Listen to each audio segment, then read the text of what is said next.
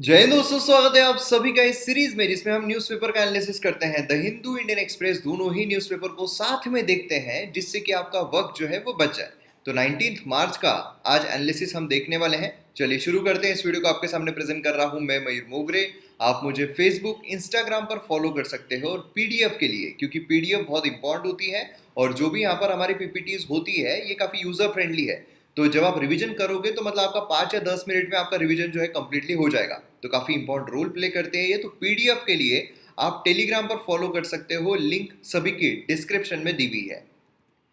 तो आइए हर रोज की तरह यहाँ पर एमसीक्यू जो है वो देखते हैं।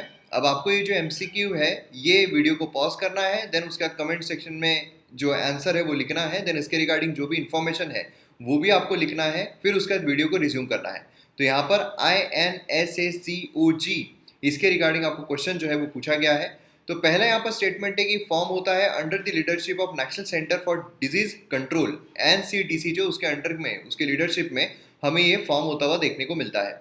देन ये कंसोर्टियम है ऑफ 10 नेशनल रिसर्च इंस्टीट्यूशंस जो सेटअप की गई है सेंट्रल गवर्नमेंट के द्वारा। तो यहाँ पर इसका जो जवाब है वो आपको वीडियो के एंड में मिल जाएगा, लेकिन अभी ही आपको जो आंसर है वो लिखना है वीडियो को पॉज करके, और फिर उसके रिगार्डिंग जो भी इंफॉर्मेशन भी होगी वो भी वहां पर आपको लिखना है। तो आइए यहाँ पर द इंडियन एक्सप्रेस पर नजर डालते हैं। तो यहाँ पर एक्सप्लेन सीरीज अगर हम देखते हैं तो आज एक भी एडिटोरियल इंपॉर्टेंट नहीं है। मतलब आज आपके लिए खुशखबरी ये है कि पूरे इंडियन एक्सप्रेस में से एक भी एडिटोरियल जो है वो इम्पोर्टेंट नहीं है, भले वो एक्सप्लेन सीरीज हो। यहाँ पर इंडियन मार्केट जो है, यहाँ पर क्या है, मतलब जो फेडरल मूव किया गया है, फेडरल के द्वारा जो डिसीजंस लिए जा रहे हैं उससे इंडियन मार्केट पे क्या असर हो रहा है। तो ये देखिए, ये सारी चीजें हैं वो एक साथ अगर हम देख लेते हैं तो उसमें मतलब बनता है। देन यहाँ पर RSS इलेक्ट, यहाँ पर ये भी इंपॉर्टेंट नहीं है। देन कोविड-19 वैक्सीन जो है, is India making testing supplying, तो वही सब वैक्सीन जो है कैसे टेस्ट, कैसे सप्लाई, ये सारी चीजें। इसमें सिर्फ एक ही चीज इंपॉर्टेंट रहती है, मतलब वैक्सीन से रिलेटेड अगर हम देखते हैं, वैक्सीन हेजिटेंसी। अब ये जो वैक्सीन हेजिटेंसी है, मतलब लोग जो है वो हेजिटेट करते हैं वैक्सीन लेने के लिए। अभी भी काफ़ी लोग जो है हेजिटेट कर रहे हैं कि लेना है या नहीं लेना है, उससे बुखार आ जाता है या फिर कुछ प्रॉब्लम्स क्रिएट हो जाएंगे, साइड इफेक्ट्स हो जाएंगे। तो काफ़ी लोगों को हेजिटेंसी जो है वो रहती है। अब क्या सिर्फ ये कोरोना वायरस से रिलेटेड हेजिटेंसी है? नहीं। अगर बाकी भी वैक्सीन हम देखते हैं, मतलब वो टीबी हो, जो भी वैक्सीन हम देखते हैं सभी के लिए हेजिटेंसी रहती है, जिसकी वजह से क्या होता है, जो लोग हैं वो प्रॉपर तरीके से प्रिवेंट नहीं रह पाते हैं। ठीक है। तो ये कुछ प्रॉब्लम्स हमें देखने को मिलते हैं वैक्सीन हेजिटेंसी से रिलेटेड। तो क्वेश्चन जो है वैक्सीन हेजिटेंसी पर आ सकता है। ये वाली चीजें हैं, ये यहाँ पर इंपॉर्टेंट नहीं होती है। देन अगर हम एडिटोरियल पेज देखते हैं, राइट टू हेल्थ, यहाँ पर राजस्थान जो है वो कैसे हेल्थ जो है उसको यहाँ पर इंक्लूड कर सकता है, इंप्रूव कर सकता है, उसी के रिगार्डिंग बोल बच्चन दिया हुआ है। हेल्थ से रिलेटेड बहुत बार हमने एडिटोरियल जो है वो कवर किए हैं कि ऐसे हमें हेल्थ में चैलेंजेस देखने को मिल रहे हैं, इंफ्रास्ट्रक्चर चैलेंजेस, जो भी हमारे जो लैक ऑफ वैकेंसीज है उससे रिलेटेड। तो काफ़ी सारी चीज़ें हमने उसके बारे में कवर की हुई है। देन यहाँ पर अगर हम बात करते हैं तो ये जो है ये बात कर रहा है लेटरल एंट्री के बारे में। तो देखिए, ऑलरेडी यहाँ पर लेटरल एंट्री जो है ब्यूरोक्रेसी में, उसके रीजंस, प्रोसेस, कंट्रोवर्सी, सभी चीज़ें हमने ऑलरेडी कवर की हुई है। सेपरेट वीडियो जो है वो भी अवेलेबल है। तो ये वाला वीडियो अगर आपने नहीं देखा है तो ज़रूर देखिए, इससे आपको बहुत ज़्यादा फायदा मिलेगा। देन यहाँ पर डोंट रीओपन ओल्ड बाउंड्स, यहाँ पर ये पॉलिटिकल, पूरा पॉलिटिकल जो एडिटोरियल है वो हमें देखने को मिल रहा है, तो ये भी इंपॉर्टेंट नहीं है। ये अगर हम देखते हैं तो अगेन उत्तर प्रदेश है ना, मतलब जब पॉलिटिकल लीडर ही कोई आर्टिकल लिख रहे हैं तो पूरा पॉलिटिकल ही रहेगा। देन यहाँ पर अगर हम बात करते हैं ओल्डर वुमेन जो है कोविड में क्या हुआ है, ये यहाँ पर बात की जा रही है, जो हम ऑलरेडी एक साल से वही चीज़ देख रहे हैं। देन द हिंदू अगर हम देखते हैं, द हिंदू में भी यहाँ पर Biden and the West Asian, यहाँ पर ये वाला एडिटोरियल इंपॉर्टेंट नहीं है। ये अगर हम देखते हैं तो ये वाला एडिटोरियल पूरा पॉलिटिकल है। ये वाला अगर हम एडिटोरियल देखते हैं तो ये वाला एडिटोरियल बात कर रहा है USA एंड चाइना रिलेशन के बारे में। अब यहाँ पर यूएस एंड चाइना रिलेशन के बारे में भली ये बात कर रहा है, और एडिटोरियल जो है उसमें से कुछ बहुत ज़्यादा एक्स्ट्रा चीज़ या बहुत ज़बरदस्त चीज़ जो है वो भी निकल कर नहीं आ रही है। लेकिन हम यहाँ पर देखने क्या वाले हैं, हम यहाँ पर देखेंगे यूएस एंड चाइना रिलेशनशिप। अब इसके रिगार्डिंग ये जो हमारा जीएस पेपर 3 होता है, तो इसमें सॉरी जीएस पेपर 2 जो होता है उसमें जो इंटरनेशनल रिलेशन आपको आता है, तो इंटरनेशनल रिलेशन के बारे में जो भी चीज़ आपको पूछी जाती है, तो यहाँ पर इंडिया उसमें काफ़ी इंपॉर्टेंट रोल प्ले करता है। मतलब इंडिया पर अगर कोई इम्पैक्ट हो रहा है तो फिर वो हमारे एग्जाम परस्पेक्टिव से इंपॉर्टेंट हो जाता है। तो यहाँ पर यूएस एंड चाइना रिलेशनशिप को हम डिटेल में कवर करने वाले हैं। आई रिपीट, डिटेल में कवर करने वाले हैं। और मैं फिर से बता रहा हूँ कि अगेन अगर यूएस एंड चाइना रिलेशनशिप के बारे में कोई भी एडिटोरियल फर्दर पूछा जाता है तो मैं वो कवर नहीं करने वाला, क्योंकि ये जो रहने वाला है इसमें हम एक जो यूपीएससी से रिलेटेड, मेन से रिलेटेड क्वेश्चन है वो भी यहाँ पर देखेंगे। देन उसके बाद यहाँ पर पूरा डिटेल में डिस्कशन करेंगे, मतलब बेसिकली बैकग्राउंड क्या है, उसके इम्प्लीकेशन जो है वो पूरे दुनिया पर क्या होने वाले हैं, इम्प्लीकेशन उसके इंडिया पर क्या होने वाले हैं, and then way forward conclusion में हम क्या बता सकते हैं। तो समझ लीजिए यहाँ पर पूरा हम इनसाइट जो है वो देखने वाले हैं यूएस चाइना रिलेशनशिप की, ठीक है। तो ये हमें यहाँ पर देखने को मिल रहा है, मैंने आपको पहले ही कहा था, है ना, जैसे कल ही मैंने एक वीडियो बनाया कि एडिटोरियल जो है वो कैसे पढ़े जाए। तो उसमें मैंने आपको बताया था पॉलिटिकल जो एडिटोरियल होते हैं बिल्कुल कवर नहीं करना है, फैक्चुअल जो होते हैं वो थोड़ी बहुत जितने हमें फैक्चुअल इन्फॉर्मेशन लेनी है वो वहाँ पर लेना चाहिए। देन कोई क्रिटिकल होते हैं तो बहुत ही क्रिटिकल अगर हो रहे हैं तो मतलब नहीं बनता है। सोल्यूशन ओरिएंटेड है तो वो एडिटोरियल हमें यहाँ पर पढ़ने बहुत जरूरी हो जाते हैं। तो डिग्री ऑफ इंपॉर्टेंस के तहत यहाँ पर हमने कल देखा था, तो वो भी अगर आपने वीडियो नहीं देखा है कि एडिटोरियल कैसे पढ़ा जाता है तो वो भी आप वीडियो जरूर देखिएगा। अब वीडियो शुरू करने से पहले आपने एमएम एकेडमी ऐप अगर डाउनलोड नहीं किया है तो जल्द से जल्द कीजिए। यहाँ पर मेरे द्वारा बहुत सारे कोर्सेज जो है वो लाए जा रहे हैं, जैसे कि इंडियन पॉलिटी कंप्लीटली अवेलेबल है, इंडिया ईयर बुक अवेलेबल है, एंशियंट हिस्ट्री अवेलेबल है, ज्योग्राफी अवेलेबल है, मॉडर्न हिस्ट्री अवेलेबल है, एथिक्स अवेलेबल है। तो मतलब आपको मज़ा आ रहा है ना। अगर हम डिजास्टर मैनेजमेंट देखते हैं तो वो कोर्स चल रहा है, इकोनॉमी का कोर्स जो है वो चल रहा है, और इसी तरीके के आंसर राइटिंग कोर्स जो है वो भी हमें वहाँ पर देखने को मिल रहा है, जिससे कि आपकी आंसर राइटिंग जो है वो डेवलप हो जाती है। तो बेसिकली अगर आप देखोगे जीएस 1 2 3 4 सभी आपको देखने को मिल रहे हैं और बहुत ही शानदार हाईएस्ट क्वालिटी कंटेंट आपको देखने को मिल रहा है। तो इसीलिए जल्द से जल्द डाउनलोड कीजिए MM academy app, sign up कीजिए। डेमो लेक्चर भी आप देख सकते हैं, ऐसा नहीं है कि आपको मतलब अंधविश्वास करके लेना है। यहाँ पर आपको अच्छे तरीके से देखने हैं, हर सेक्शन में अगर आप जाओगे पहले 2 लेक्चर जो है वो एज अ डेमो लेक्चर आप देख सकते हो, उनको एंजॉय कर सकते हो। देन उसके बाद आपको लगता है तो आप ले सकते हो। और मैं आपको ये बता दूं कि 98% लोग जिन्होंने डेमो लेक्चर देखे उन्होंने बाय किया है, क्योंकि वर्थ है, क्योंकि इतने कम प्राइजेस में, मतलब बाकी जगहों पर जितना आपको एक महीने का पे करना पड़ता है उससे भी कम में आपको यहाँ पर 1 साल का मिल रहा है। तो 1 साल मस्त आराम से बैठ के आप देख सकते हो। जल्दी ले लीजिए क्योंकि प्राइजेस जो है वो जल्दी इंक्रीज होने वाले हैं, और पीडीएफ जो है वो भी आप यहाँ पर देख सकते हो। तो मतलब रिवीजन जो है वो भी यहाँ पर आसानी से हो जाती है, कोर्स आपको एंजॉय करना है। तो आइए यहाँ पर हम बात करते हैं यूएस चाइना कॉन्फ्लिक्ट के बारे में। तो सबसे पहले तो हम यहाँ पर एक क्वेश्चन जो है वो देख लेते हैं मेन से रिलेटेड। अब यहाँ पर आप क्वेश्चन जो है वो देख सकते हो, क्योंकि आंसर राइटिंग बहुत ज़्यादा इंपॉर्टेंट रोल प्ले करती है। लेकिन आंसर राइटिंग कब आपको करना है, जब आपके पास एक होलिस्टिक व्यू आ चुका हो किसी भी सब्जेक्ट का, किसी भी टॉपिक का। क्या होता है कि हम अगर जल्दबाजी करते हैं तो हम एक अच्छा आंसर नहीं लिख पाते हैं। अच्छा आंसर नहीं लिख पाएंगे तो हमारा ही कॉन्फिडेंस लूज हो जाएगा कि हम नहीं लिख पा रहे हैं। इसीलिए क्या है कि होलिस्टिक व्यू जो है वो बना लीजिए। जैसे कि डिजास्टर मैनेजमेंट का जो कोर्स हमारा चल रहा है उसमें मैंने आपको बताया है कि यहाँ पर जब हम डिजास्टर्स देखते हैं तो डिजास्टर में हमें अर्थक्वेक जो है वो भी देखने को मिलता है ना। अब अर्थक्वेक अगर आप देखोगे तो हमारा ज्योग्राफी में भी आता है, और फिर डिजास्टर में उसको मैनेज किस तरीके से किया जाए वो हमें देखने को मिलता है। तो यहाँ पर भले ही हम जीएस पेपर 3 देख रहे हैं लेकिन उसका रिलेवेंस हमें जीएस पेपर 1 में भी देखने को मिल रहा है। तो मतलब क्या है कि यहाँ पर अगर आप होलिस्टिक व्यू नहीं रखोगे तो आप अच्छा आंसर जो है वो नहीं लिख पाओगे, ठीक है। तो मेन आंसर राइटिंग जो है वो भी आपको करना है, उसकी प्रैक्टिस आपको करनी होगी, लेकिन वो कब करना है ये भी बहुत इंपॉर्टेंट होता है। अब यहाँ पर क्वेश्चन जो है वो क्या पूछा जा रहा है कि what are the implications of China US tensions. China US tension जो है उसके इम्प्लीकेशन यहाँ पर पूछे गए हैं फॉर द होल वर्ल्ड, पूरी दुनिया पर इम्प्लीकेशन जो है वो पूछे गए हैं। और उसी के साथ साथ यहाँ पर जो इंडिया है उसको भी कैसे इम्पैक्ट करेगा ये भी यहाँ पर पूछा जा रहा है। तो यहाँ पर समझ लीजिए आपको 250 वर्ड जो है उसमें आंसर लिखना है। तो बहुत अच्छा होगा अगर आप ये जो आंसर है, ये जो क्वेश्चन है, अगर आपने अच्छे ढंग से इसको, आपको लगता है कि हाँ मैं ये अच्छे ढंग से लिख सकता हूँ, अगर आपको पूरे समझ लीजिए जितने भी बेस है वो अगर आपको पता है तो बहुत अच्छी बात है, आप लिख भी सकते हो, आप ट्राई भी कर सकते हो। अगर नहीं, अगर आपको ऐसा लग रहा है कि नहीं मुझे अभी फिलहाल इतना पता नहीं है कि कैसे लिखना चाहिए, क्या करना चाहिए, तो यहाँ पर आपको पूरी इन्फॉर्मेशन मिल जाएगी, ठीक है। तो क्वेश्चन सबसे पहले समझना बहुत जरूरी है, नहीं तो मोस्ट ऑफ द लोग क्या करते हैं कि क्वेश्चन देखते हैं उसमें कैचिंग वर्ड पकड़ लेते हैं यूएस चाइना। हाँ यूएस चाइना है ना, फिर लिखो भैया यूएस चाइना जो है वो ये है, यूएसए के प्रेसिडेंट ये है, चाइना के प्रेसिडेंट ये हैं, दोनों के बीच में टसल चलती रहती है, फोन पे इन्होंने ये वार्तालाप की, ये हुआ वो हुआ, है ना। यहाँ पर मतलब हमारा उनका रोमांस नहीं लिखना है, क्या उनके बीच में रोमांस हो रहा है वो नहीं लिखना है, दो कंट्रीज के बीच में पूछा क्या गया है। यहाँ पर टेंशन, सबसे पहले तो टेंशन यहाँ पर जो चल रहे हैं ये हम सभी को पता है, उसकी इम्प्लीकेशन जो है पूरी दुनिया पर। कैचिंग वर्ड जो है यूएस चाइना नहीं है, कैचिंग वर्ड है implications for the whole world. And then impact जो है इंडिया पर वो क्या हो सकता है, यहाँ पर इम्प्लीकेशन क्या हो रहे हैं पूरी दुनिया पर, इम्पैक्ट जो है वो इंडिया पर क्या हो सकता है, ये यहाँ पर पूछा गया है। तो क्वेश्चन अब आपको अच्छे समझ में आ गया है। अब चलिए यहाँ पर देखते हैं किस तरीके से हम इसका आंसर जो है वो बना सकते हैं। जैसा मैं आपको बोलता हूँ कि हमेशा आंसर जो है वो एक स्टैंडर्ड फॉर्मेट ही है कि सबसे पहले आपको इंट्रोडक्शन लिखना है, देन उसके बाद आपकी बॉडी जो है वो यहाँ पर बनानी है, देन उसके बाद कंक्लूजन जो है वो आपको यहाँ पर लिखना है। इसी तरीके से आपका पूरा रहेगा।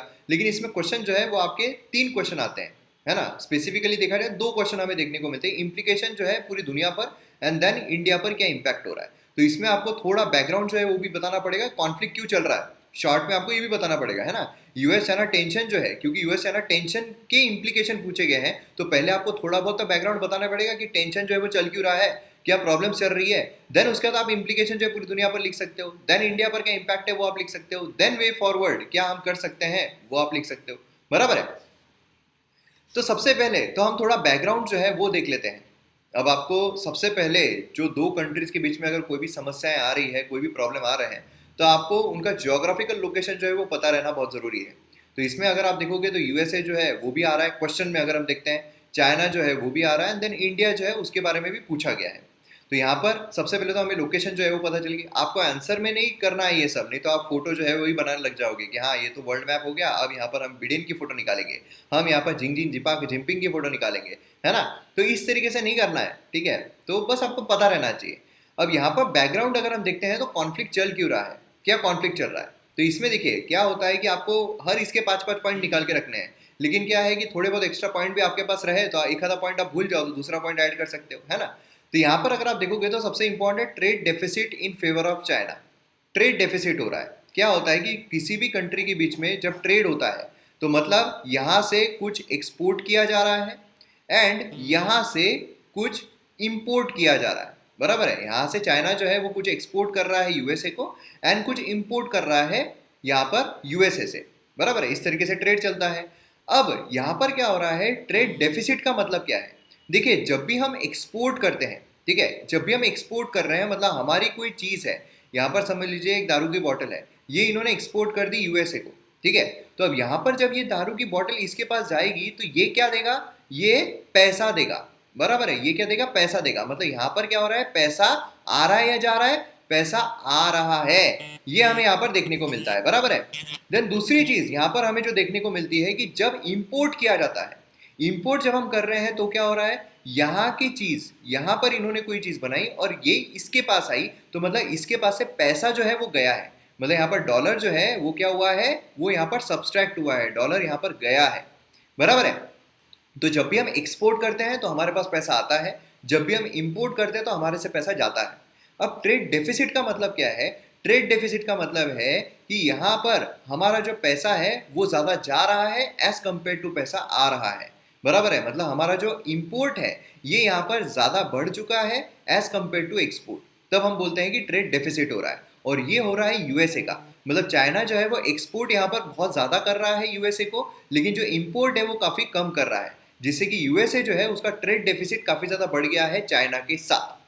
समझ में आया, इतनी चीज समझ में आ गई। तो इससे क्या हो रहा है, इससे यहाँ पर डोनाल्ड ट्रंप बोलिए जो पहले था, काफी ज्यादा उसको समस्याएं आ रही थी कि यार ये नहीं होना चाहिए। इंडिया के साथ भी तो उसका हुआ था ना, खटका था ना कि यार इंडिया के साथ ट्रेड डेफिसिट हो रहा है, ये हमको पटेगा नहीं, इक्वलाइजेशन होना चाहिए। देन यहाँ पर चाइना जो है वो एंटायर साउथ चाइना सी को क्लेम कर रहा है। यहाँ पर अगर आप देखोगे पूरा जो साउथ चाइना सी है उसको ये क्लेम कर रहा है। 9 डैश लाइन हमें देखने को मिलती है। साउथ चाइना सी अगर आप देखोगे तो वहाँ पर बहुत ज़्यादा हमें रिसोर्सेज देखने को मिलते हैं। अब फिलीपींस, इन सब जो बॉर्डरिंग कंट्रीज है साउथ चाइना सी को, उनके साथ उसका कॉन्फ्लिक्ट जो है वो भी चल रहा है। देन चाइना जो है वो यहाँ पर यूएस ताइवान रिलेशन जो है उसको थ्रेट कंसिडर करता है वन चाइना पॉलिसी के लिए। अब चाइना की एक पॉलिसी है वन चाइना पॉलिसी, मतलब ताइवान को भी वो खुद का ही हिस्सा मानता है। हांगकांग है ना, ये सब जो है मकाओ, ये सब तो ठीक है। जो ताइवान है वो खुद को उसका हिस्सा नहीं मानता है चाइना का, जो मेनलैंड चाइना है उसका।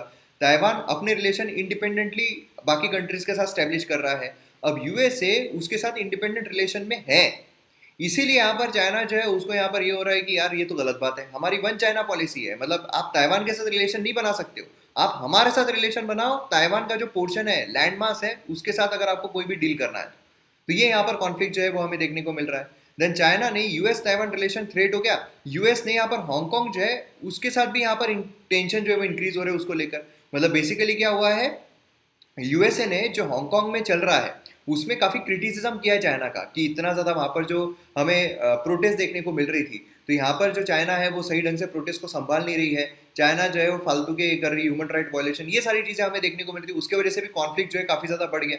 देन उसका ट्रेड वॉर हमें देखने को मिल रहा है, काफ़ी ज़्यादा ट्रेड वॉर देखने को मिल रही थी ना। डोनाल्ड ट्रम्प ने बहुत ज़्यादा सैंक्शंस लगा दिए, बहुत ज़्यादा जो इम्पोर्ट ड्यूटी है वो इंक्रीज कर दी, कि जो भी मतलब इम्पोर्ट ड्यूटी क्या है, यहाँ से अगर कोई भी सामान मंगाया जा रहा है यहाँ पर, तो उस पर क्या करेगा, ये अगर सामान है समझ लीजिए 100 रुपीज़ का, तो यहाँ पर इम्पोर्ट ड्यूटी हम लगा देंगे समझ लीजिए 10%, तो मतलब ये सामान जो है ये हो जाएगा 110 रुपये का, है ना। और जितना सामान महंगा होगा, जितनी इम्पोर्ट ड्यूटी बढ़ाई जाएगी, जितना सामान महंगा होगा, उतना ही उस कंट्री में उसको परचेस नहीं किया जाएगा। तो मतलब जो कंट्री एक्सपोर्ट कर रही है उसको लॉस होगा, है ना। तो ये हमें देखने को मिल रहा है। यूएस ने ये भी क्लेम किया अनएथिकल प्रैक्टिसेस जो है वो वहाँ पर की जा रही है चाइना के द्वारा। मतलब यहाँ पर चाइना को इनफैक्ट करेंसी मैनिपुलेटर जो है वो भी बोला गया है। करेंसी मैनिपुलेटर मतलब क्या, खुद की करेंसी को जानबूझ के वो डिवैल्यूएट करता है। चाइना की जो करेंसी है उसको जानबूझ के चाइना डिवैल्यूएट करता है। मैंने आपको एक्सप्लेन किया हुआ है कि जब भी करेंसी हमारी डिवैल्यूएट होती है तब एक्सपोर्ट करने में मजा आता है, एक्सपोर्टर्स को मजा आता है। तो यहाँ पर चाइना जो है मोस्टली एक्सपोर्टिंग कंट्री है, तो वो जब डिवैल्यूएट करती है तो एक्सपोर्ट करने में उसको मजा आता है ना। तो ये भी उसको कहा गया मैनिपुलेटर। देन यूएस ने यहाँ पर सैंक्शंस इंपोज किए चाइनीज ऑफिशियल्स पर। यूगुर जो है उनके साथ वो किस तरीके से डील कर रहे हैं, आपको पता है यूगुर मुस्लिम जो है उनको बहुत बुरी अवस्था में रखा जा रहा है, ये सब चीज़ें निकल कर आ रही थी, ह्यूमन राइट वायलेशन जो है उसके तहत। तो ये इसके वजह से जो कॉन्फ्लिक्ट है काफ़ी ज़्यादा इंटेंस हमें देखने को मिल रहा है यूएस एंड चाइना के बीच में, बराबर है। तो अब आपको बैकग्राउंड समझ में आ गया।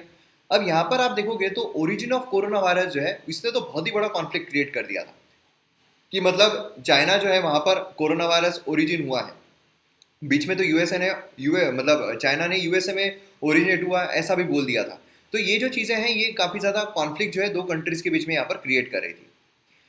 अब यहाँ पर जो चाइना यूएस रिलेशनशिप है ये इम्पॉर्टेंट क्यों है, ये भी तो बहुत बड़ा मुद्दा है ना, कि इस पर हम डिस्कशन कर रहे हैं। अगर समझ लीजिए दो छोटी कंट्रीज अगर दो आपस में लड़ रहे हैं तो क्या हम उसका डिस्कशन भी करते हैं, बिल्कुल नहीं, क्योंकि उसका वर्ल्ड पर कोई इम्पैक्ट ही नहीं होता। लेकिन आज अगर हम देखते हैं यूएस एंड चाइना दोनों यहाँ पर सुपर पावर बन रहे हैं, तो इसीलिए उनके जो रिलेशन है उसमें अगर कोई प्रॉब्लम आते हैं तो फिर यहाँ पर बहुत बड़ी समस्या जो है वो निकल कर आती है। तो इंपॉर्टेंट क्यों है इन दोनों के रिलेशन, दोनों जो है वो डोमिनेंट पावर है, दोनों यहाँ पर क्या है डोमिनेंट पावर है, दोनों एक दूसरे को डोमिनेट यहाँ पर करते हैं, बराबर है, पूरे वर्ल्ड में डोमिनेंस अपना स्थापित कर रहे हैं। देन उसी के साथ यहाँ पर रिलेशनशिप जो है ऐसा बिलीव किया जा रहा है कि दोनों के रिलेशनशिप जो है वो यहाँ पर 21st सेंचुरी को शेप करने वाले हैं, क्योंकि दोनों ही यहाँ पर सुपर पावर बनकर उभर रही है। और दोनों ही जब सुपर पावर बन रही है तो बट ऑब्वियस है कि यहाँ पर दोनों के रिलेशन जो रहेंगे वो यहाँ पर 21st सेंचुरी को क्या करेंगे, लीड करेंगे, एक तो डिस्ट्रक्शन की तरफ या तो क्रिएशन की तरफ। अब यहाँ पर मेन रीजन जो है टेंशन का दोनों के बीच में वो है डोमिनेट द वर्ल्ड, दोनों को यहाँ पर वर्ल्ड को डोमिनेट करना है। यूएसए बोल रहा है हमारा डोमिनेंस है भाई साहब, 1991 में हम जीत गए थे, ठीक है, यूएसएसआर को हमने हरा दिया था कोल्ड वॉर में, अब यहाँ पर तुम क्या निकल कर आ रहे हो, हम तुमको भी यहाँ पर हरा देंगे, हमारा यहाँ पर डोमिनेंस रहना चाहिए। चाइना बोल रहा है हम यहाँ पर अभी उभर कर आए हैं, तुम्हारे साथ ट्रेड डेफिसिट चल रहा है यार, तुम मतलब तुमको हम ज़्यादा एक्सपोर्ट कर रहे हैं इंपोर्ट करने के बजाय, पूरी दुनिया को भी हम वही कर रहे हैं, हम यहाँ पर चल रहे हैं। देन फर्दर यहाँ पर प्रिडिक्ट किया जा रहा है कि दोनों यहाँ पर ग्लोबल एजेंडा जो है फ्यूचर के लिए वो भी सेट कर सकते हैं। तो ये इसलिए काफ़ी ज़्यादा इन दोनों की रिलेशनशिप जो है इंपॉर्टेंट हो जाती है पूरी दुनिया के लिए। अब यहाँ पर दोनों कंट्रीज जो है काफ़ी क्रूशियल रोल प्ले करने वाले हैं। कौन से इसमें, सबसे पहले तो क्लाइमेट चेंज में। क्लाइमेट चेंज अगर आप देखोगे बहुत बुरी अवस्था से हमारा क्लाइमेट जो है वो गुजर रहा है। अब मतलब क्लाइमेट को ही खराब करने के बाद क्लाइमेट को ही सुधारने के लिए अब अलग अलग कंट्रीज जो है वो सामने निकल कर आ रही है। और खासकर अगर हम देखते हैं यूएसए एंड चाइना दोनों ही अगर हम देखते हैं तो दोनों यहाँ पर बहुत बड़े इमीटर है कार्बन के, है ना। तो इसीलिए क्या हो रहा है, दोनों यहाँ पर बहुत बड़े कारणीभूत है क्लाइमेट चेंज के लिए। इसीलिए अब यहाँ पर क्या है, दोनों का यहाँ पर सहभाग रहना बहुत ज़रूरी है। जब डोनाल्ड ट्रम्प ने पेरिस एग्रीमेंट से बाहर हो गया था तो बहुत ज़्यादा क्रिटिसिज्म उसका हो रहा था। तो यहाँ पर बहुत इंपॉर्टेंट है क्लाइमेट चेंज के लिए दोनों जो है बहुत क्रूशियल रोल जो है प्ले कर सकते हैं। देन इंटरनेट जो है उसको यहाँ पर डिसाइड करने के लिए, इंटरनेट जो है मतलब 5G बोलिए, है ना। देन उसका जब हम फर्दर भी जाते हैं आर्टिफिशियल इंटेलिजेंस बोलिए, तो सभी में यहाँ पर क्या होगा, इन दोनों का बहुत रोल रहने वाला है। मिलिट्री बैलेंस अगर हम देखते हैं ईस्ट एशिया में तो उसमें भी दोनों का बहुत बड़ा रोल जो है वो रहने वाला है। किस तरीके से मिलिट्री बैलेंस को बनाकर रखते हैं, किस तरीके से कौन अपना दबदबा बनाकर रखता है, तो काफ़ी इंपॉर्टेंट क्रूशियल रोल ये प्ले करेंगे। एंड देन ह्यूमन राइट्स, क्योंकि आप सभी को पता है कि मोस्ट ऑफ दी बड़ी बड़ी ऑर्गेनाइजेशन जो है वो इनका सुनती है। तो इसीलिए क्या है, यूएनएससी अगर हम देखते हैं यूनाइटेड सिक्योरिटी काउंसिल, उसमें भी परमानेंट मेंबरशिप है। तो इसलिए क्या है कि बहुत सारी चीज़ों को ये ब्लॉक कर सकते हैं, बहुत सारी चीज़ों को ये फर्दर एक्सटेंड कर सकते हैं, बहुत सारी चीज़ों पर ये अपनी जो भी राय है वो प्रकट करके जो चेंज है वो ला सकते हैं। तो ये सारे फैक्टर्स में काफ़ी इंपॉर्टेंट क्रूशियल रोल जो है इनका रहने वाला है। अब यहाँ पर इम्पैक्ट अगर हम देखते हैं इनके कॉन्फ्लिक्ट का, तो पूरी वर्ल्ड पर अगर हम देखते हैं वर्ल्ड पर इनका क्या इम्पैक्ट पड़ेगा इस कॉन्फ्लिक्ट का, सबसे इंपॉर्टेंट है फाइनेंशियल मार्केट जो उसमें अनसर्टेनिटीज। क्योंकि देखिए क्या हो रहा है कि इनके बीच में ट्रेड वॉर जो है वो चल चल रहा है, दोनों एक दूसरे की तरफ इम्पोर्ट ड्यूटी जो है वो एक्सटेंड कर रहे हैं, बहुत ज़्यादा एक्सटेंड कर रहे हैं। इससे क्या होगा, फाइनेंशियल मार्केट जो उसमें अनसर्टेनिटी हमें देखने को मिलेगी, बराबर है। यहाँ पर जो ट्रेड फ्लो है वो भी यहाँ पर इम्पैक्ट होगा। ट्रेड फ्लो इम्पैक्ट होगा क्यों? क्योंकि यहाँ पर जो ट्रेड है वो अच्छे तरीके से करने नहीं दे रहे हैं। हमारा यहाँ पर देखो, हमारा यहाँ पर देखो, हम एक्सपोर्ट करेंगे, हम एक्सपोर्ट करेंगे, यही सारी चीज़ें चल रही है। तो जब ये कॉन्फ्लिक्ट हो रहा है तो इसके वजह से क्या हो सकता है कि ट्रेड जो फ्लो है उसमें यहाँ पर डिसरप्शन आ सकता है, जिसके वजह से रिसेशन जो है उसकी तरफ भी हम जा सकते हैं, ग्लोबल रिसेशन। जी हाँ, यहाँ पर जो दो बड़ी इकोनॉमीज है, इसमें तो कोई दोहराए नहीं है कि ये दो बड़ी इकोनॉमीज है। अब दो बड़ी इकोनॉमीज अगर ट्रेड के लिए जूझेगी तो फिर वहाँ पर रिसेशन जो है वो वहाँ पर क्रिएट हो ही सकता है ना। क्योंकि क्या है कि बहुत सारी कंट्रीज में ऐसा भी हो रहा है कि अगर यूएसए जो है, यूएसए एंड चाइना इनके गढ़ बन चुके हैं, तो यूएसए अगर देखेगा कि कौन कौन सी कंट्री चाइना के साथ इतना ज़्यादा ट्रेड कर रही है, अच्छा इनके साथ कर रही है, सैंक्शंस लगा दो भाई साहब। तो ये डर से क्या है, बहुत सारी कंट्रीज जो है वो चाइना के साथ या यूएसए के साथ रिलेशन करने में भी डरेगी। तो मतलब ओवरऑल वर्ल्ड पे ही ये इम्पैक्ट डालने वाला है। अब इन शॉर्ट अगर देखा जाए तो वर्ल्ड को ये दो भागों में डिवाइड करेगा, है ना। अब जैसे हमें कोल्ड वॉर के टाइम पर देखने को मिला था, ग्लोबल एफर्ट जो है क्लाइमेट चेंज को उसको ये थ्रेटन करेगा। क्योंकि अब क्या होगा कि यहाँ पर अगर रिस्ट्रिक्टिव हो जाते हैं, America first, China first, India first, आत्मनिर्भर, ये सारी पॉलिसीज अगर निकल कर आती है जो ग्लोबलाइजेशन के अगेंस्ट में जाती है, इससे क्या होगा, इससे बहुत सारी कंट्रीज रिस्ट्रिक्टिव हो जाएगी, बहुत सारे जो मतलब समझ लीजिए रुकावटें हैं, बैरियर्स है, वो खड़े कर देंगी। और इसकी वजह से क्या है, प्रॉब्लम जो है और ज़्यादा बढ़ती जाएगी। मतलब फिर उसमें सोचेगी हर कंट्री की, नहीं मैं क्या क्लाइमेट चेंज के बाद मैं अपना फैक्ट्री, मैं अपनी इंडस्ट्री सब डेवलप करूंगा। तो इससे क्या होगा, क्लाइमेट चेंज है उससे इम्पैक्ट हो सकता है। इनोवेशन राइवलरी जो है ये यहाँ पर हो सकती है कि कौन यहाँ पर इनोवेशन, कौन चांद पर जाएगा, कौन मार्स पर जाएगा, कौन सैटर्न पर जाएगा, कौन यूरेनस पर जाएगा। ये सारी जो दौड़ है ये यहाँ पर हमें देखने को मिल सकती है, राइवलरी जो है देखने को मिल सकती है। तो इस तरीके से यहाँ पर पूरे वर्ल्ड पर जो इम्पैक्ट है वो हो सकता है। अब यहाँ पर अगर हम बात करते हैं इंडिया पर क्या इम्पैक्ट पड़ेगा, तो इंडिया पर अलग अलग सेक्टर्स पर इम्पैक्ट अलग अलग पड़ सकता है। सबसे पहले तो अगर हम मैन्युफैक्चरिंग सेक्टर देखते हैं तो इसमें हमें पॉजिटिव इम्पैक्ट देखने को मिलता है। जैसे कि यूएस चाइना टेंशन चल रहे हैं, ये गोल्डन अपॉर्चुनिटी है इंडिया के लिए। अगर इंडिया ने अपने आप को प्रॉपरली पोजिशन किया तो इंडिया का जो मैन्युफैक्चरिंग सेक्टर है वो यहाँ पर बेनिफिट हो सकता है दो कंट्रीज के टेंशन की वजह से। क्योंकि दोनों कंट्रीज जो है वो क्या हो रही है, यहाँ पर कॉन्फ्लिक्ट चल रही है, तो यूएसए की जो भी मैन्युफैक्चरिंग इंडस्ट्री चाइना में ओपन हुई है, अब वो वहाँ पर दूसरी कंट्रीज में जो है वो शिफ्ट होने की कोशिश करेगी, बराबर है। तो यहाँ पर क्या होगा कि जो इंडिया है वो यहाँ पर, वहाँ पर चीप लेबर बोलिए, जो इजी पॉलिसीज है वो बोलिए, इसके तहत क्या है कि बहुत सारी, और मार्केट भी बहुत बड़ा है ना। तो इसके वजह से क्या होगा कि इंडिया में जो मैन्युफैक्चरिंग कंपनीज है वो शिफ्ट हो सकती है। यूनाइटेड नेशन जो उसने भी यहाँ पर बोला है इन रिपोर्ट कि इंडिया जो है वो अमंग द फ्यू इकोनॉमीज है जो यहाँ पर दोनों कंट्रीज चाइना यूएसए के जो टेंशन है उसकी वजह से बेनिफिट हो सकती है। देन सेकंड अगर हम देखते हैं तो एम्प्लॉयमेंट जनरेशन।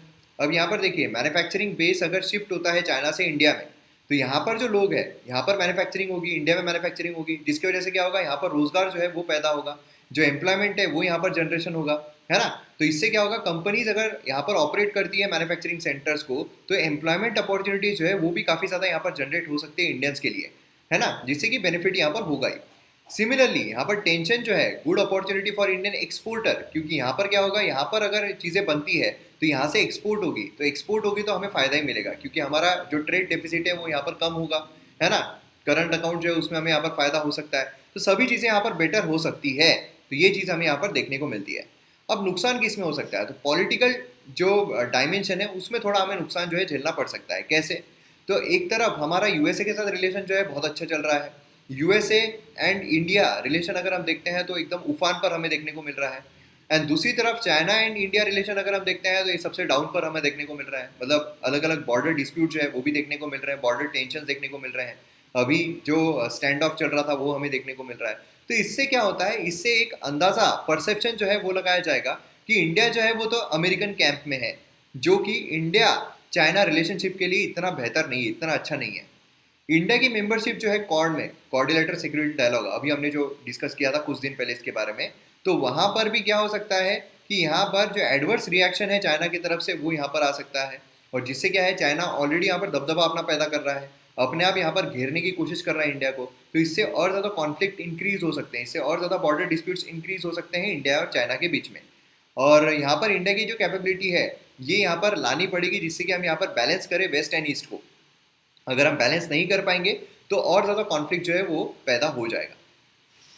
अब वे फॉरवर्ड क्या होना चाहिए, क्या किया जा सकता है, तो देखिए चाइना यूएस टेंशन जो है ये यहाँ पर मेजर थ्रेट है पूरी दुनिया को, क्योंकि रिसेशन है ना, मतलब सोचिए पॉलिटिकल देन इकोनॉमिक ये सब कॉन्फ्लिक्ट जो है वो पैदा हो सकते हैं कंट्रीज के बीच में, और फार रीचिंग रेमिफिकेशन जो है जियो पॉलिटिक्स में ये हमें देखने को मिल सकते हैं। राइवलरी जो है दो कंट्री में ये वर्ल्ड को डिवाइड तो करेगी ही, लेकिन उसी के साथ साथ यहाँ पर जो सिचुएशन है, एनार्कियल सिचुएशन है, वो भी यहाँ पर पैदा कर सकती है। टेंशन जो है इसकी वजह से आर्म रेस बोलिए, एडवर्स डेवलपमेंट जो है होल वर्ल्ड का वो हमें यहाँ पर देखने को मिल सकता है, क्योंकि आर्म रेस अगर हो जाती है, मतलब समझ लीजिए अगर यहाँ पर जो वॉर है वो अगर क्रिएट हो जाती है तो फिर प्रॉब्लम ही प्रॉब्लम। मिडिल ईस्ट देखिए ना आप, मिडिल ईस्ट में ईरान है ना, सऊदी अरेबिया, कॉन्फ्लिक्ट जो है वो चल रहा है, तो वो शांत रह पा रहा है क्या वो एरिया? बिल्कुल नहीं रह पा रहा है। तो वैसे ही अगर हो जाए, अनस्टेबल हो जाए, तो फिर भूखमरी ये सब कैसे हम यहाँ पर अच्छा कर सकते हैं? इसीलिए यहाँ पर अभी टाइम है कि ग्लोबल कम्युनिटी के पास ये मौका है कि उन्होंने यहाँ पर जो डिफरेंसेस है दो मेजर पावर के बीच में वो रिड्यूस करना चाहिए, जिससे कि पीसफुल को एग्जिस्टेंस जो है वो हम यहाँ पर देख सके, जिससे कि सब कुछ अच्छे तरीके से रह सके। बराबर है? तो इस तरीके से हम कंक्लूड कर सकते हैं।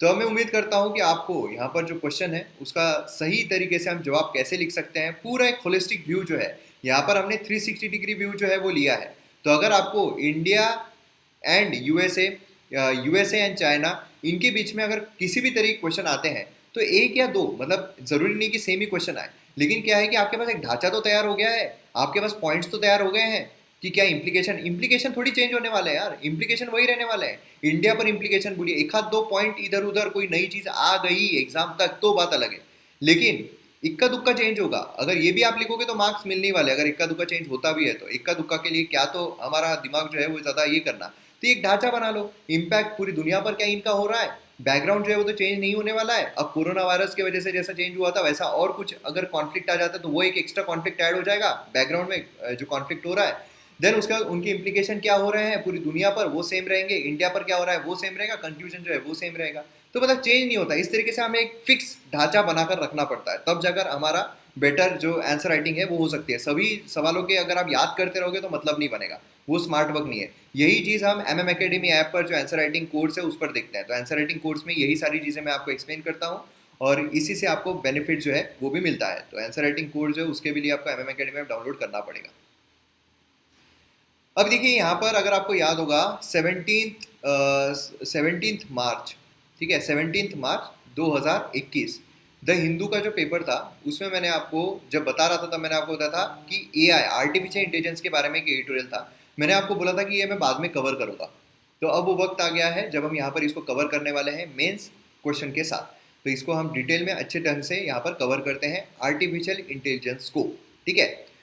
तो अब यहाँ पर आप क्वेश्चन देख सकते हो आर्टिफिशियल इंटेलिजेंस पर। Artificial intelligence has a potential to improve billions of lives. It can also replicate and exacerbate existing problems and create new ones critically examine.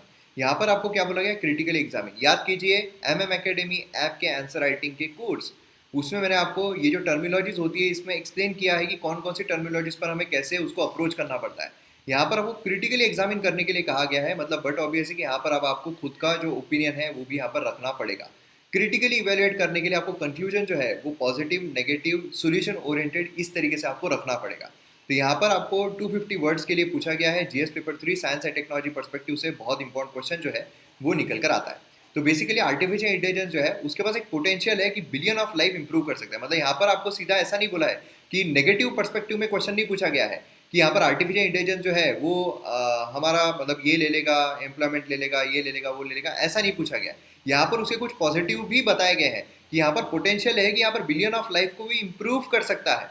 नहीं तो लोग जो है वो क्या करते हैं, आर्टिफिशियल इंटेलिजेंस सुने, नेगेटिव परसेप्शन बना हुआ है, लिखना शुरू की व्हाट इज आर्टिफिशियल इंटेलिजेंस पहले लिख लिया, देन उसका artificial intelligence has lots of negative impacts like वो एम्प्लॉयमेंट खींच लेता है, प्राइवेसी को ये है वो है, ऐसे बहुत सारी चीज़ें लिखते हैं। देन उसका कैसे हम इम्प्रूव कर सकते हैं, तो ये हम वो कोई मतलब नहीं बनता है। यहाँ पर सबसे पहले तो इम्प्रूव कर सकता है ये यहाँ पर बोला गया है। देन उसके बाद यहाँ पर replicate accelerate existing problems, existing जो हमारी प्रॉब्लम चल रही है उसको भी यहाँ पर ये क्या कर सकता है, ठीक है, रेप्लिकेट, ठीक है, एंड क्रिएट न्यू वंस, यहाँ पर नए जो है वो भी क्रिएट कर सकता है, ये यहाँ पर बोला जा रहा है। मतलब बहुत ही ट्रिकी क्वेश्चन है, ठीक है। तो इस तरीके से यहाँ पर ये जो क्वेश्चन है इसको हमें अटेम्प्ट करना है। तो देखते हैं कैसे हम इसको अटेम्प्ट कर सकते हैं। सबसे पहले तो हमें यहाँ पर आर्टिफिशियल इंटेलिजेंस के बारे में बोला गया है तो उसकी डेफिनेशन जो है वो लिखना बहुत ज़रूरी है। डेफिनेशन अगर हम देखते हैं आर्टिफिशियल इंटेलिजेंस की, तो यहाँ पर क्या निकल कर आती है, आर्टिफिशियल इंटेलिजेंस जिसको हम एआई भी कहते हैं।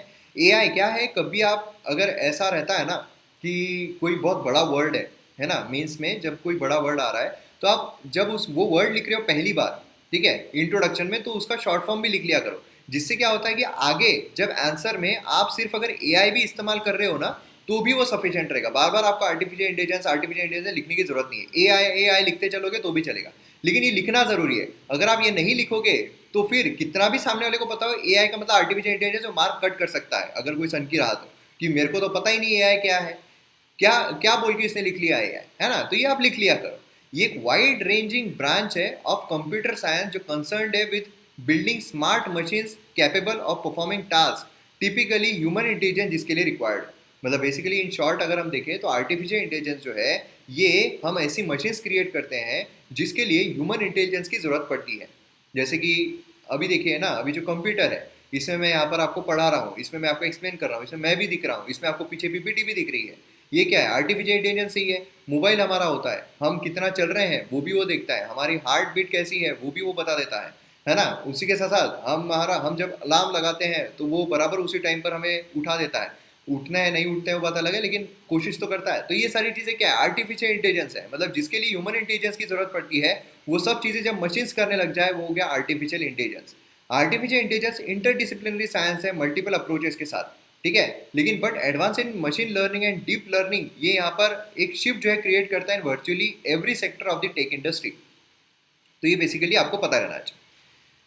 देन यहाँ पर आर्टिफिशियल इंटेलिजेंस का अगर हम ग्रोथ देखते हैं, तो यूज जो है आर्टिफिशियल इंटेलिजेंस का एक्सपोनेंशियल ग्रोथ हमें यहाँ पर देखने को मिलती है। एक्सपोनेंशियल ग्रोथ है ना, क्योंकि जो भी चीज़ें हो रही है आर्टिफिशियल इंटेलिजेंस की वजह से बहुत तगड़े तरीके से। अभी देखिए ना, अगर आर्टिफिशियल इंटेलिजेंस नहीं होता, बराबर है, तो आपकी तरफ ये वीडियो नहीं पहुंच पाता, बराबर है। तो अगर लॉकडाउन लगता, उसमें जो आर्टिफिशियल इंटेलिजेंस है उसके थ्रू जो वीडियोस आप देख पा रहे हो, जो भी आप कोर्सेस ले पा रहे हो, जो आप एग्जाम के लिए आपकी जो प्रिपरेशन है वो रुक नहीं रही है, हाईएस्ट क्वालिटी कंटेंट आपको देखने को मिल रहे हैं, ये सब इसी की बदौलत तो है, बराबर है। तो कुछ पॉजिटिव, जैसे क्वेश्चन में हमें पॉजिटिव बताया गया था ना पहले, तो पॉजिटिव कुछ लिखना पड़ेगा। And more AI use more data is generated and the smarter it gets. जैसे जैसे AI जो है वो बढ़ता रहेगा, उसका इस्तेमाल बढ़ेगा, डेटा जो है वो जनरेट होगा, स्मार्टर बढ़ेगा। अब लास्ट डेकेड अगर हम देखते हैं, AI जो है वो इवॉल्व हुआ है अनप्रेसिडेंटेड वेलोसिटी के साथ। अनप्रेसिडेंटेड, बहुत ज़बरदस्त तरीके से यहाँ पर भी इवॉल्व हुआ है। ऑटोमेशन, बिग डेटा, अल्गोरिथम, ये यहाँ पर न्यू कॉर्नर्स जो है हमारे लाइफ के उसमें घुसते रहेंगे। ये अगर आप देखोगे, जो हंगर है, पोवर्टी है, डिसीज है, उसको इरेडिकेट करने में भी AI जो है उसका यहाँ पर लिप फ्रॉग जो है वो यहाँ पर देखने को मिल सकता है। अब AI का अगर हम पोटेंशियल देखते हैं तो बहुत सारे सेक्टर्स में, जैसे कि AI जो है वो क्रॉप यील्ड को इंक्रीज करने में हेल्प करता है, जो हमारी क्रॉप यील्ड है। देन बिजनेस प्रोडक्टिविटी जो है, क्योंकि क्रॉप यील्ड कैसे, कि आर्टिफिशियल इंटेलिजेंस के थ्रू हम यहाँ पर सारी चीज़ें पता लगा सकते हैं किस तरीके से यहाँ पर हमारा सॉइल जो है वो चल रहा है। देन उसके बाद हम जो मशीनरीज है, ये सारी चीज़ें हैं, वो सब लेकर आ सकते हैं। बिजनेस प्रोडक्टिविटी जो है, बिजनेस प्रोडक्टिविटी तो भैया एकदम ही आसान है समझना, क्योंकि क्या है कि आर्टिफिशियल इंटेलिजेंस के थ्रू हमारा बिजनेस कैसा चल रहा है, कौन कौन सी चीज़ें किस तरीके से बढ़ रही है, क्या हो रहा है। देन उसके बाद कोई मैन्युफैक्चरिंग है तो उसमें उसका इस्तेमाल करना, तो बहुत सारी इसमें होता है।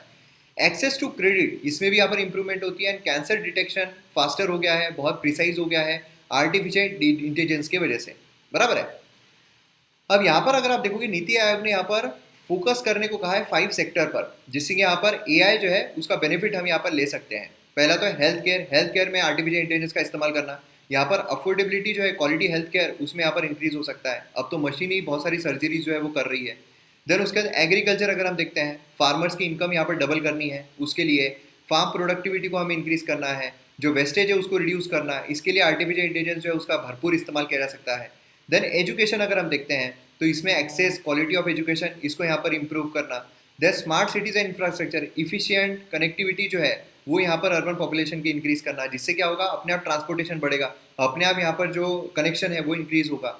स्मार्ट मोबिलिटी एंड ट्रांसपोर्टेशन, ये हमें देखने को मिलेगा। ये नीति आयोग के द्वारा डिसाइड किए गए हैं, तो ये तो रट्टा मारना पड़ेगा आपको, रट्टा मारना पड़ेगा, याद करना पड़ेगा। ये अगर आपको आर्टिफिशियल इंटेलिजेंस पूछा जाता है इंडियन पर्सपेक्टिव से, ये आपको नीति आयोग के जो रिकमेंडेशन है, ये किस पर फोकस करना चाहिए, ये लिखना बहुत ज़रूरी है।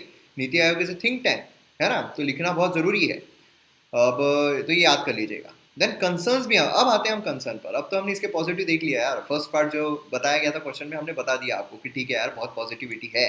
कंसर्न्स भी तो है, प्रॉब्लम्स भी तो है।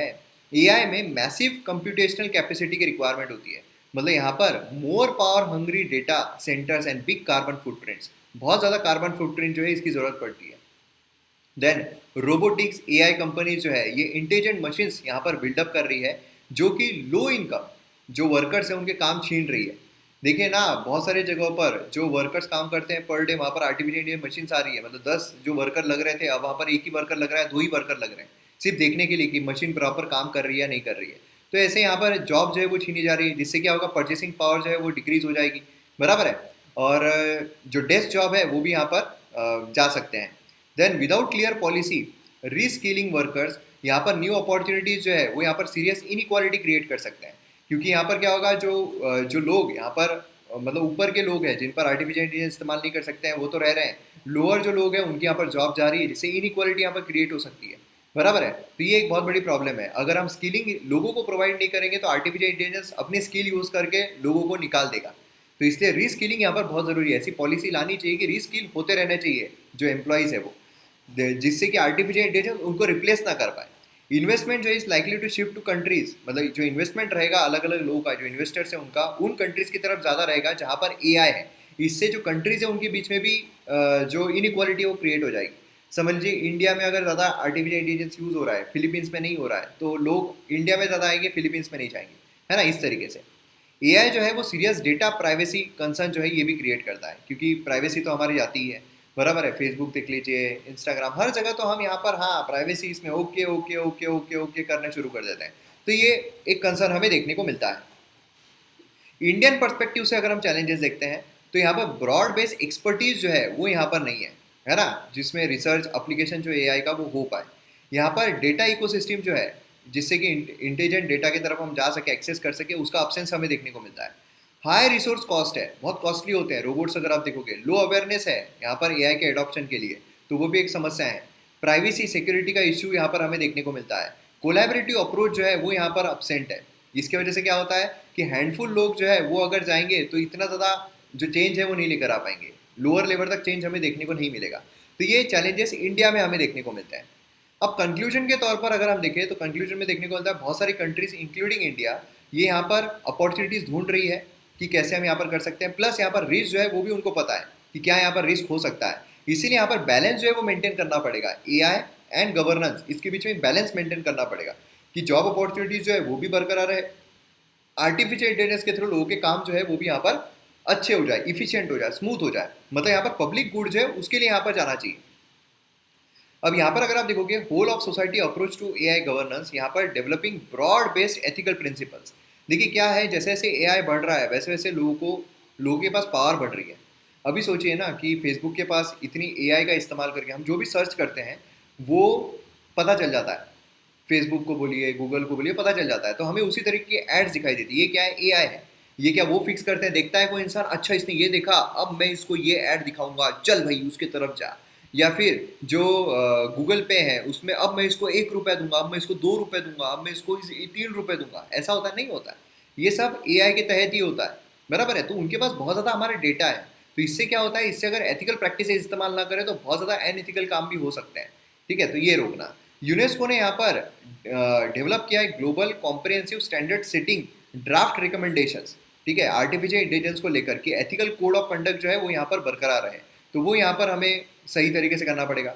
कॉमन गाइडिंग प्रिंसिपल अगर हम लेकर आते हैं तो एक फर्स्ट स्टेप रहेगा अच्छा करने के लिए कि कॉमन, सबका एक ही कॉमन गाइडिंग प्रिंसिपल है, लेकिन फिर भी यहाँ पर उसका अप्लीकेशन किस तरीके से होता है वो भी एक इंपॉर्टेंट चैलेंज है।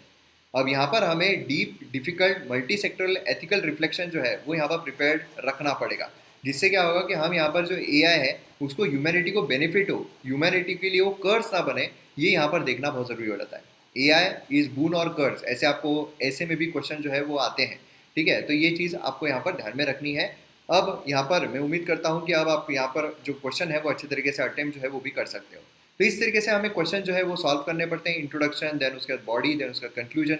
इस तरीके से आप रखोगे और सही सही स्पेसिफिक पॉइंट्स ऐड करोगे। ऐसा नहीं कि हमें सिर्फ पेजेस भरने, वर्ड लिमिट होती है तो स्पेसिफिक भरने नहीं है, यहाँ पर स्पेसिफिक पॉइंट वाइज अगर आप लिखते जाओगे तो अच्छा एक इम्पैक्ट पड़ेगा, पढ़ने में आसानी जाएगी, समझने में आसानी जाएगी और उसको भी पता चलेगा हाँ इसको भरपूर नॉलेज है। ठीक है, तो यहाँ पर अगर हम देखते हैं कि क्या जवाब है इसका। तो जवाब जो है वो हमें देखने को मिलता है बोथ 1 और 2। ठीक है, तो यहाँ पर हमारा वीडियो खत्म होता है। MM Academy ऐप डाउनलोड नहीं किया है तो जल्द से जल्द कीजिए और कोर्सेज को एंजॉय कीजिए, इंक्लूडिंग आंसर राइटिंग कोर्स। इसी तरीके के जो क्वेश्चन है वो हम लेते हैं वहाँ पे, और उसके जवाब जो है वो भी हम ढूंढते हैं, जिससे कि एक ढांचे हम बना लेते हैं, जिससे कि आपको बेमतलब का बहुत सारा बोझ जो है वो लेकर ना जाना पड़े। तो ज़रूर डाउनलोड कीजिए MM Academy ऐप। मिलते हैं हम अगले वीडियो में। जय हिंद।